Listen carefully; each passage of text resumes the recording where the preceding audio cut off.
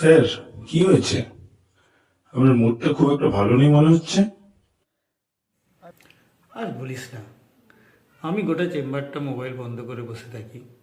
আর এখানে প্রত্যেকটা পেশেন্ট আসছে, কার ফোন বাজছে, কে ফোনে কথা বলছে, কে গল্প করছে, কে অনলাইন মিটিং অ্যাটেন্ড করছে। আর ভাল লাগে না, নিজের কনসেন্ট্রেশনটাই রাখা যায় না। স্যার, কিছু চিন্তা করবেন না, আমি কালকেই এর কিছু একটা ব্যবস্থা করছি। দেখ তাহলে কি করতে পারিস, দেখ। মা, আপনি ওষুধগুলো খান, 3 সপ্তাহ পরে ওই রিপোর্টগুলো করে আপনি আসবেন। কি ব্যাপার বলতো, কি করেছিস? আজকে প্রথমে 3জন পেশেন্ট এসে গেল, কারোর কোনো মোবাইল বাজেনি, একদম শান্তিতে চেম্বার হচ্ছে। কি ব্যাপার বলতো? আরে স্যার, দরজায় দুটো পোস্টার মারিয়ে দিয়েছি, বাংলা ইংরেজি দুটোতেই বড় বড় করে লিখে দিয়েছি, চেম্বারের মধ্যে মোবাইল একদম ইউজ করা যাবে না। আচ্ছা, আপনার নাম কি বললেন?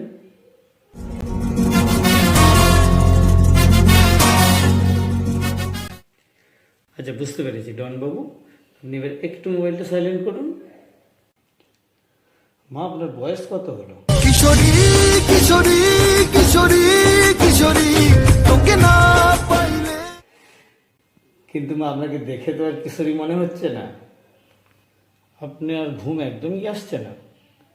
আপনি কি কোনো মেন্টাল স্ট্রেসে আছেন, বা কোনো পারিবারিক পেরেছি আপনার খুবই মেন্টাল স্ট্রেস চলছে।